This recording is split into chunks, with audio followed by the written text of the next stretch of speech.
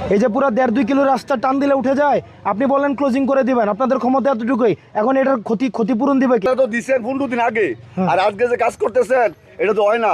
কয় এই তেলটা যে দিচ্ছে এটা তো আমরা গাড়িতে দিতেছি। এগুলো সেটেল হতে একটু সময় লাগে। এই আপনি এই সেটেল হতে কী সময় লাগে? আপনি 2 দিনের রাস্তা যদি আপনার টান দিয়ে এইখানে দেখেন তো, এখানে কি আছে? এটা আপনি এখানে কিছু দিচ্ছেন? আপনি এখানে কিছু দিচ্ছেন? আপনারা চিতুই পিঠা ছিলেন তো নাকি? চিতুই পিঠার মতো টান দিলে রাস্তা উঠে যায়। সরকার বাজেট দিচ্ছে 40 মিলি, ওখানে করতেছে 22 থেকে 25 মিলি, এবং আপনারা তো দেখছেনই যে কীভাবে টান দিয়ে রাস্তা উঠে যায়। এটা আসলে, এবং এই যে মাটির উপরে হচ্ছে পিচ ঢালাই দিচ্ছে, এবং এইখানে দুর্নীতি করবে, এটা হচ্ছে যে সাহসটা হয়েছে, এটা তো অনেক, মানে 5 আগস্টের পরে। ওই কন্ট্রাক্টরটা কই? আপনি কই? সিরাজগঞ্জের ওই লোক কই? এই যে ওনারা সরকারি কর্মকর্তা, এইখানে রাস্তার এই অবস্থা কেন? রাস্তা এটা ভালো হয়েছে, আপনি স্পষ্ট কথা বলবেন।